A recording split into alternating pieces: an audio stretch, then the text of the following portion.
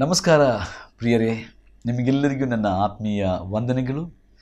ಮತ್ತೊಮ್ಮೆ ಈ ವಿಶೇಷವಾದಂಥ ಆತ್ಮಸ್ಪರ್ಶ ಕಾರ್ಯಕ್ರಮಕ್ಕೆ ನಿಮ್ಮೆಲ್ಲರನ್ನೂ ನಾನು ಸ್ವಾಗತಿಸ್ತೇನೆ. Once again, my friends, I really want to thank you and welcome each and every one of you to watch this program, The Spirit Touch. And I know the Lord has been blessing you through these studies, and the Lord has been so good to us all through this last few years. ಕಳೆದ ಅನೇಕ ಅಥವಾ ಕೆಲವು ವರ್ಷಗಳಿಂದ ಈ ಒಂದು ಕಾರ್ಯಕ್ರಮವನ್ನು ಟಿವಿಗಳ ಮೂಲಕ ನಾವು ಪ್ರಸಾರ ಮಾಡುವಂತೆ ದೇವರು ಕೃಪೆ ಮಾಡೋದಕ್ಕಾಗಿ ದೇವರಿಗೆ ಸ್ತೋತ್ರ ಸಲ್ಲಿಸ್ತೇನೆ. ನಿಮ್ಮೆಲ್ಲರ ಸಹಕಾರಕ್ಕಾಗಿ, ಪ್ರಾರ್ಥನೆಗಾಗಿ, ಪ್ರೋತ್ಸಾಹಕ್ಕಾಗಿ ತುಂಬ ಹೃದಯದಿಂದ ನಿಮಗೆ ನಾನು ವಂದಿಸ್ತೇನೆ. I really want to thank you once again for your continuous support, prayer and encouragement for this program. And I pray that God will bless each and every one of you individually and as a family. I pray that God would prosper you in every area of your life in this new year. ಹೌದು, ಈ ಹೊಸ ವರ್ಷದ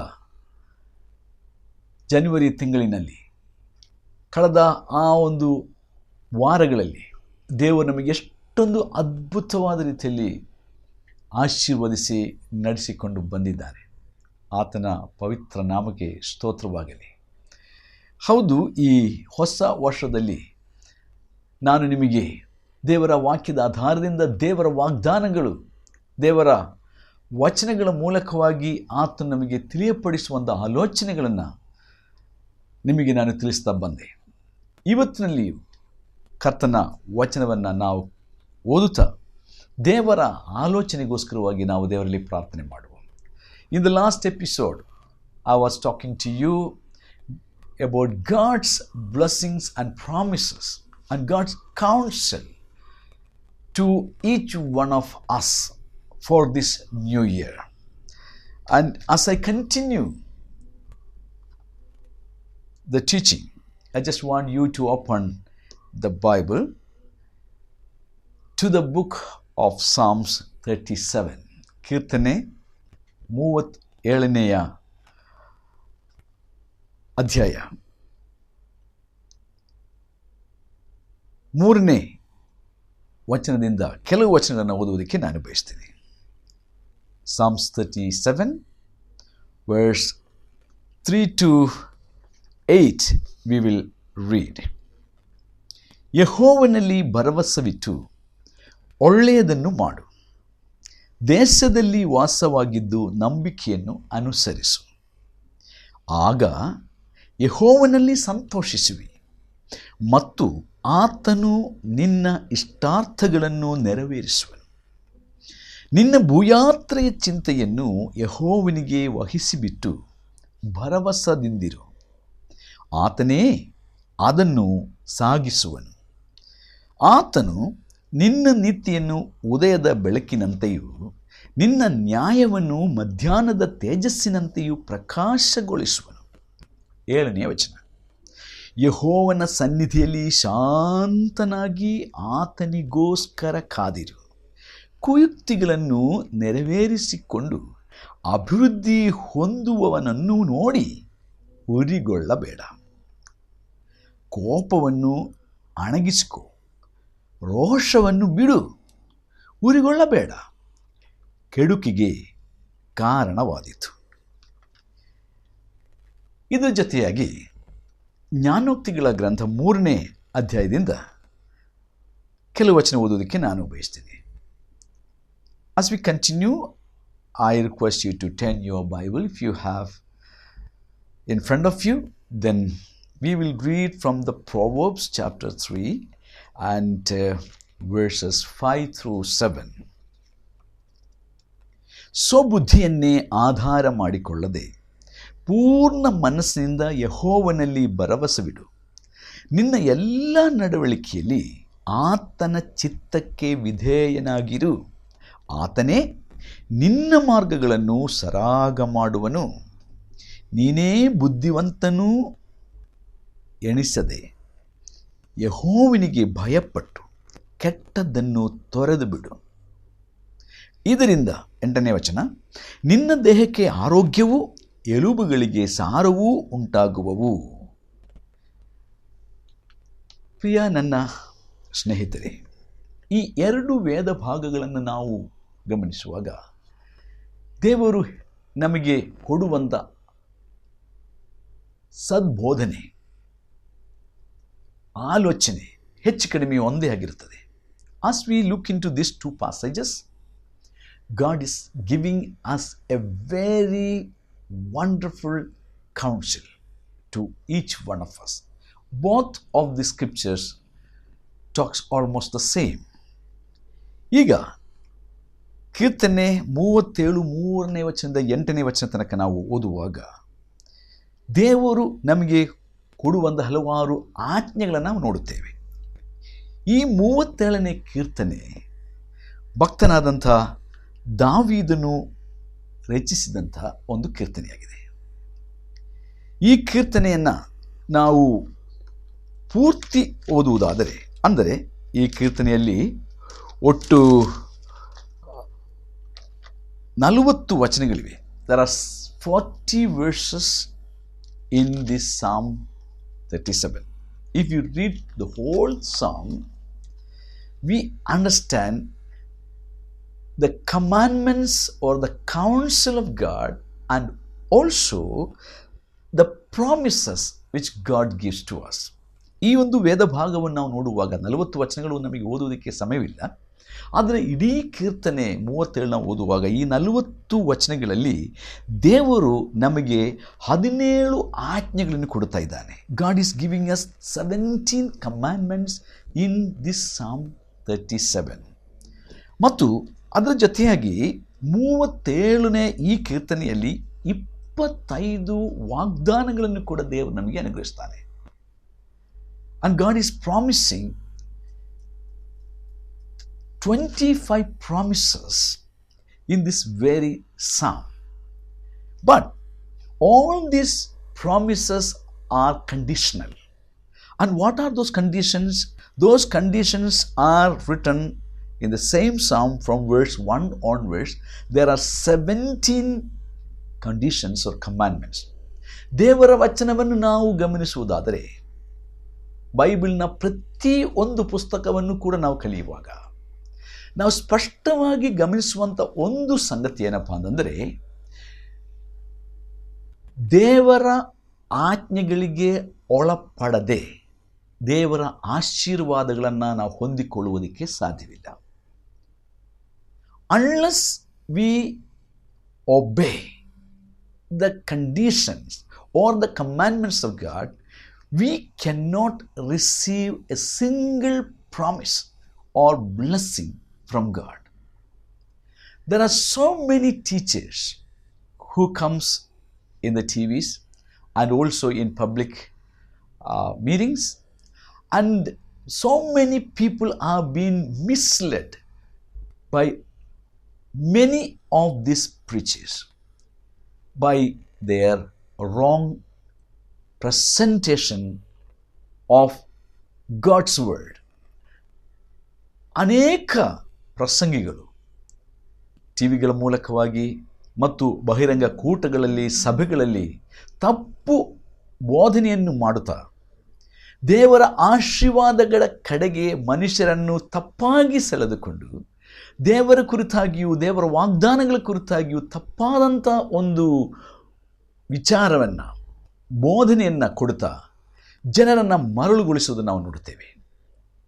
ಆದರೆ ದೇವರ ವಾಕ್ಯದಲ್ಲಿ ಹಳೆಯ ಒಡಂಬಡಿಕೆಯಲ್ಲಿ ಆಗಲಿ ಹೊಸ ಒಡಂಬಡಿಕೆಯಲ್ಲಿ ಆಗಲಿ ನಾವು ನೋಡುವಾಗ ದೇವರು ತನ್ನ ಆಶೀರ್ವಾದಗಳನ್ನು ಕೊಡುವುದು ಯಾರಿಗೆ ಎಂಬುದಾಗಿ ನಾವು ನೋಡುವುದಾದರೆ ಆತನ ಆಜ್ಞೆಗಳನ್ನು ಅನುಸರಿಸಿ ನಡೆಯುವವರಿಗೆ ಎಂಬುದಾಗಿ ನಾವು ನೋಡುತ್ತೇವೆ.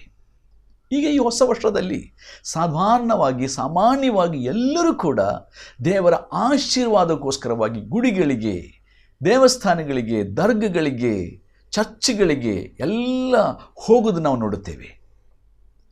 ಬೆಳಗಿನ ಜಾವ ಎದ್ದು ಸ್ನಾನ ಮಾಡಿ ಕೆಲವರು ಉಪವಾಸದಿಂದ ದೇವರಿಗೋಸ್ಕರವಾಗಿ ವಿಶೇಷವಾದ ಕಾಣಿಕೆಗಳನ್ನು ತೆಗೆದುಕೊಂಡು ಅವರು ದೇವರನ್ನು ಮೆಚ್ಚಿಸುವುದಕ್ಕೋಸ್ಕರ, ಅದರ ನಿಮಿತ್ತವಾಗಿ ನಮಗೆ ಆಶೀರ್ವಾದ ಬರಬೇಕು, ನನಗೆ, ನನ್ನ ಮಕ್ಕಳಿಗೆ, ನನ್ನ ಕುಟುಂಬಕ್ಕೆ, ನನ್ನ ಬಿಸಿನೆಸ್ಸಿಗೆ, ನನ್ನ ಹೊಲಕ್ಕೆ ಮತ್ತು ನನ್ನ ಆಡು ಕುರಿಗಳಿಗೆ ಅಥವಾ ದನ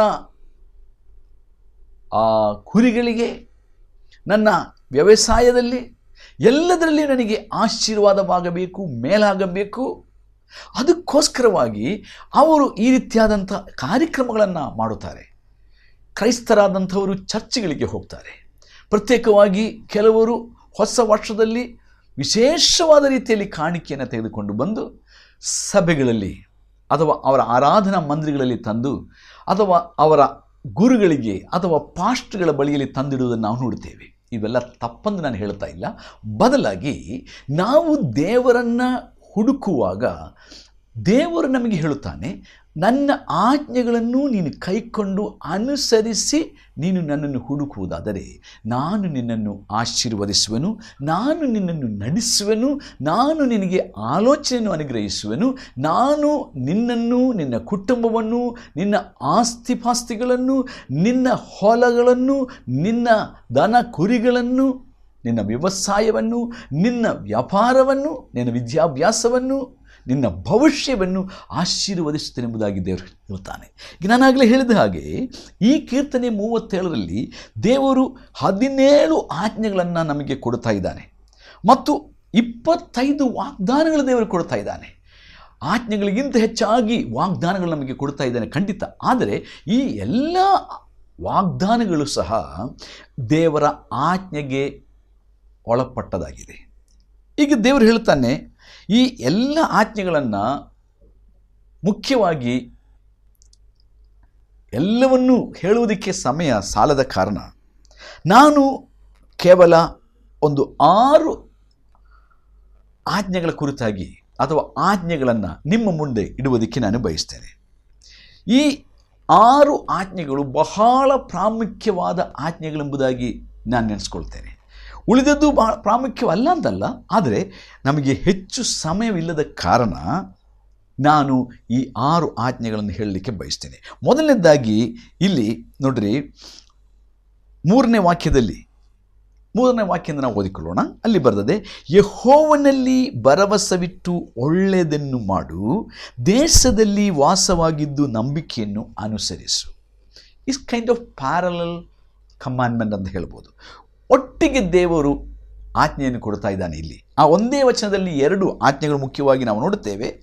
ಆದರೆ ದೇವರು ಹೇಳ್ತಾ ಇದ್ದಾನೆ, as I told you, I don't have time to go through all the 17 commandments of which is said in this Psalm 37, but I am just selecting only 6 commandments. And the first commandment is in verse 3. It says, trust in the Lord. Trust in the Lord. And there's a promise also. When you trust in God and do always good, then God says, there's a parallel commandment. In other words, God is telling 2 commandments in that one verse. Trust in me and also do good. Then what is the promise? In that same verse it says, so that you shall dwell in the land and truly you shall be fed. Truly you shall have no want. ನೀನು ಯೆಹೋವನಲ್ಲಿ ಭರವಸವಿಟ್ಟು ಒಳ್ಳೆಯದನ್ನು ಮಾಡುವನಾಗಿದ್ದರೆ, ನೀನು ವಾಸ ಮಾಡುವಂಥ ಸ್ಥಳದಲ್ಲಿ, ನಿನ್ನ ಹಳ್ಳಿಯಲ್ಲಿ, ನಿನ್ನ ಊರಲ್ಲಿ, ನೀನು ವಾಸ ಮಾಡುವ ಪಟ್ಟಣದಲ್ಲಿ, ನೀನು ಕೆಲಸ ಮಾಡುವ ಕಚೇರಿಯಲ್ಲಿ, ನೀನು ಓದುತ್ತಿರುವಂಥ ಕಾಲೇಜಿನಲ್ಲಿ, ಶಾಲೆಯಲ್ಲಿ, ನೀನು ಯೆಹೋವನಲ್ಲಿ ಭರವಸವಿಟ್ಟುಕೊಂಡು ಒಳ್ಳೆಯದನ್ನು ಮಾಡಬೇಕು. ಯೆಹೋವನು ಅಂದರೆ ಇರುವಾತನು. ಈ ಪ್ರಪಂಚವನ್ನು ಸೃಷ್ಟಿ ಮಾಡಿದ ಸೃಷ್ಟಿಕರ್ತನು ಮಾತ್ರವೇ ನಿಜವಾಗಲೂ ಇರುವಾತನಾದಂಥ ದೇವರು. ಅದರ ಅರ್ಥ ಏನು? ಮನುಷ್ಯರು ಹೇಳಿಕೊಳ್ಳುವಂಥ ಕೋಟಿ ಕೋಟಿ ಕೋಟಿಗಟ್ಟಲೆ ದೇವತೆಗಳಿರಬಹುದು, ಆದರೆ ಇವುಗಳು ಯಾವುದೂ ಕೂಡ ನಿಜವಾಗಲೂ ಇರುವಂಥವುಗಳಲ್ಲ. ಇರುವಾತನಾದ ದೇವರು ಸೃಷ್ಟಿಕರ್ತನೇ ಮಾತ್ರವಾಗಿದ್ದಾನೆ. ಆತನ ಹೆಸರು ಯೆಹೋವನು, ಒಡೆಯನು. ಸೃಷ್ಟಿಕರ್ತನಾಗಿ ಯಾವಾಗಲೂ ಇರುವಾತನಾದ ದೇವರಲ್ಲಿ ನೀವು ಭರವಸೆ ಇಟ್ಟು ಆತನ ಮುಂದೆ ಒಳ್ಳೆಯದನ್ನು ಮಾಡುವನಾಗಿದ್ದರೆ, ದೇವರು ಹೇಳ್ತಾನೆ, ನೀನು ಎಲ್ಲಿ ಇದ್ದರೂ ನೀನು ಆ ಸ್ಥಳದಲ್ಲಿದ್ದುಕೊಂಡು ಒಳ್ಳೆಯದನ್ನು ಮಾಡುವುದಾದರೆ, ಯೆಹೋವನ ಮೇಲೆ ಭರವಸೆಯನ್ನಿಟ್ಟುಕೊಂಡು ಒಳ್ಳೆಯದನ್ನು ಮಾಡುವನಾಗಿದ್ದರೆ, ನೀನಿರುವ ಸ್ಥಳದಲ್ಲಿ ನೀನು ಖಂಡಿತ ನೀನು ಇರುತ್ತೀಯ. ನೀನಲ್ಲಿ ವಾಸವಾಗಿರುವುದಕ್ಕೆ ನಾನು ಬಿಡುತ್ತೇನೆ. ಯಾಕಂದರೆ ನೀನು ನನ್ನಲ್ಲಿ ಭರವಸೆ ಬಿಟ್ಟದ್ರಿಂದ ನಿನಗೋಸ್ಕರವಾಗಿ ನಾನು ನಿಂತು ಕಾರ್ಯ ಮಾಡುತ್ತೇನೆ. ಮಾತ್ರವಲ್ಲದೆ ನೀನು ನಿನ್ನ ನಂಬಿಕೆಯು ನನ್ನ ಮೇಲಿಟ್ಟಿರುವುದರಿಂದ ನಿನ್ನನ್ನು ಯಾರು ಅಲ್ಲಿಂದ ಕಿತ್ತು ಹಾಕಲಿಕ್ಕೆ ಆಗೋದಿಲ್ಲ. ಒಂದು ವೇಳೆ ಯಾರಾದರೂ ಹಾಗೆ ಪ್ರಯತ್ನ ಪಟ್ಟರೂ ನಾನು ಬಿಡೋದಿಲ್ಲ. What a wonderful promise. God is saying, because you have trusted in me, because you have put your faith in me, because you have deliberately decided to do good, every time I will stand with you and I will be for you. No one can pluck you from this place. ನಿನ್ನ ಕಚೇರಿಯಲ್ಲಿ, ನೀವು ಓದುತ್ತಿರುವಂಥ ಶಾಲೆಯಲ್ಲಿ, ಕಾಲೇಜಿನಲ್ಲಿ, ಅಥವಾ ನೀವು ವಾಸ ಮಾಡುತ್ತಿರುವಂಥ ಊರಿನಲ್ಲಿ, ಆ ಒಂದು ಪಟ್ಟಣದಲ್ಲಿ, ಆ ಒಂದು ಸ್ಥಳದಲ್ಲಿ ನಿನಗೆ ಅನೇಕ ವೈರಿಗಳಿರಬಹುದು. ನಿನಗೋಸ್ಕರವಾಗಿ ಸಂಚು ಮಾಡುವಂಥ ಅನೇಕರಿರಬಹುದು. ನಿನ್ನನ್ನು ಇಲ್ಲಿಂದ ಓಡಿಸಬೇಕು, ನಿನ್ನನ್ನು ಹಾಳು ಮಾಡಬೇಕೆಂಬುದಾಗಿ ಪ್ರಯಾಸ ಪಡುವಂಥ ದುಷ್ಟರು ಅನೇಕರಿರಬಹುದು. ಆದರೆ ದೇವರು ಹೇಳ್ತಾನೆ, ನಾನು ನಿನ್ನಗೋಸ್ಕರ ಇದ್ದೇನೆ. ಯಾಕಂದರೆ ನೀನು ನನ್ನಲ್ಲಿ ನಂಬಿಕೆ ಇಟ್ಟಿದ್ದೀಯಾ, ನೀನು ನನ್ನಲ್ಲಿ ಭರವಸೆ ಇಟ್ಟಿದ್ದೀಯಾ. Because you have trusted in me. People who trust in the true and living God will never rust and decay. ಸೃಷ್ಟಿಕರ್ತನಾದಂಥ ಇರುವಾತನಾದ ದೇವರಲ್ಲಿ ಯಾರು ನಂಬಿಕೆ ಇಟ್ಟು ಆ ನಂಬಿಕೆಯನ್ನು ಅನುಸರಿಸ್ತಾರೋ, ಯಾರು ಆಶ್ರಯವಿದ್ದು ಯಾರು ಒಳ್ಳೆಯದನ್ನು ಮಾಡುತ್ತಾರೋ ಅವರಿಗೋಸ್ಕರವಾಗಿ ದೇವರು ನೆರವಾಗಿ, ದೇವರು ಅವರನ್ನು ಎಂದಿಗೂ ಹಾಳಾಗುವುದಕ್ಕೆ, ನಾಶವಾಗುವುದಕ್ಕೆ ಬಿಡುವುದಿಲ್ಲ. ದೇವರ ವಾಕ್ಯವಾದಂಥ ರೋಮಾಪುರದವರಿಗೆ ಬರೆದ ಪತ್ರದಲ್ಲಿ 8ನೇ ಅಧ್ಯಾಯದಲ್ಲಿ ಒಂದು ವಚನವಿದೆ. If God is for us, if God is for us, who can be against us? In Romans chapter 8, Paul, the apostle, is asking this question, a challenging question to the opposing world at the time of Paul's living. ಅಪೊಸ್ತಲನಾದ ಪೌಲನು ಜೀವಿಸುತ್ತಿದ್ದ ಕಾಲದಲ್ಲಿ ದೇವರಿಗೆ ಸವಾಲೊಡ್ಡಿದಂಥ, ದೇವರ ಸೇವಕನಾಗಿದ್ದ ಪೌಲನಿಗೆ ಸವಾಲೊಡ್ಡಿದಂಥ ಜನರ ಬಳಿಯಲ್ಲಿ ಪೌಲನು ಕೇಳುತ್ತಾ ಇದ್ದಾನೆ. ಪೌಲನು ಸವಾಲಾಗಿ ಕೇಳುತ್ತಾ ಇದ್ದಾನೆ, ದೇವರು ನಮ್ಮ ಸಂಗಡ ಇದ್ದರೆ ನಮ್ಮನ್ನು ಎದುರಿಸುವವರು ಯಾರು? If God is for us, who can stand against me? My friend, are you standing for God? If you stand for God, then God will stand for you. When you trust in God, you will be also protected by God. ನೋಡಿ, ಇದು ಯಾರ ಸಾಕ್ಷಿಯಾಗಿದೆ ಗೊತ್ತಾ? ಈ ವಚನ ನಾನು ಆಗಲೇ ಹೇಳಿದ್ದೆ, ಇದು ಅರಸನಾದಂಥ ದಾವೀದನು ರಚಿಸಿದ ಕೀರ್ತನೆ. ದಾವೀದನಾದ ಈ ಅರಸನು, ಈ ಅರಸನ ಜೀವನದಲ್ಲಿ ಅವನಿಗೆ, ನಿಮಗೆ ಗೊತ್ತಲ್ಲ, ಒಬ್ಬ ಅರಸನೆಂದು ಹೇಳುವಾಗ, ಒಬ್ಬ ರಾಜಕಾರಣ ಹೇಳುವಾಗ ಎಷ್ಟೊಂದು ವೈರಿಗಳವರಿಗೆ ಇರುತ್ತಾರೆ. ಸುತ್ತಮುತ್ತಲ ದೇಶಗಳು ಅನೇಕ ಬಾರಿ ದಾವೀದನಿಗೆ ವಿರೋಧವಾಗಿ ಯುದ್ಧಕ್ಕೆ ಎದ್ದರು. ಯಾಕೆ ಸುತ್ತಮುತ್ತಲಿನ ದೇಶಗಳು? ಅವನ ಸ್ವಂತ ಮಾವನೇ ಅವನಿಗೆ ವಿರೋಧವಾಗಿ ನಿಂತಿದ್ದನು. ಅವನ ಒಡ ಹುಟ್ಟಿದ ಸಹೋದರರೇ ಅವನಿಗೆ ವಿರೋಧವಾಗಿ ಎದ್ದರು. ಅವನ ಹೊಟ್ಟೆಯ ಹುಟ್ಟಿದಂಥ ಅವನ ಮಗನು ಅವನಿಗೆ ವಿರೋಧವಾಗಿ ಎದ್ದು ನಿಂತನು ಎಂಬುದಾಗಿ ನಾವು ನೋಡುತ್ತೇವೆ. ಹೀಗೆ ಅವನ ಪ್ರಧಾನ ಮಂತ್ರಿಗಳು ಅವನಿಗೆ ವಿರೋಧವಾಗಿ ಎದ್ದನು. ದಾವೀದನ ಜೀವನದಲ್ಲಿ ಅವನಿಗೆ ಅನೇಕ ಬಾರಿ ಕೇಡು ಬಗೆಯುವಂಥ ಜನರು ಅವನ ಸುತ್ತಲೂ ಇದ್ದರು. ಅವನಿಗೆ ಕೆಟ್ಟದ್ದು ಭಾವಿಸಿದ ಅನೇಕ ಸಂದರ್ಭಗಳ ಕುರಿತಾಗಿ ನಾವು ಬೈಬಲಲ್ಲಿ ಓದುತ್ತೇವೆ. ಆದರೆ ಅವರನ್ನು ನೋಡಿ ಅವನು ಊರಿಗೊಳ್ಳಲಿಲ್ಲ. ಆದ ಕಾರಣ ಮೊದಲನೇ ವಚನದಲ್ಲಿ ದಾವೀದ ಹೇಳುತ್ತಾನೆ, ಕೆಟ್ಟ ನಡತೆಯುಳ್ಳವರನ್ನು ನೋಡಿ ಊರಿಗೊಳ್ಳಬೇಡ, ದುರಾಚಾರಿಗಳಿಗೋಸ್ಕರ ಹೊಟ್ಟೆ ಕಿಚ್ಚು ಪಡಬೇಡ. ಯಾಕೆ ಗೊತ್ತಾ? ಅವರು ಹುಲ್ಲಿನಂತೆ ಬೇಗ ಒಣಗಿ ಹೋಗುವರು, ಸೊಪ್ಪಿನ ಪಲ್ಯದಂತೆ ಬಾಡಿ ಹೋಗುವರು. King David had so many enemies around him. His own chief minister or prime minister was his enemy.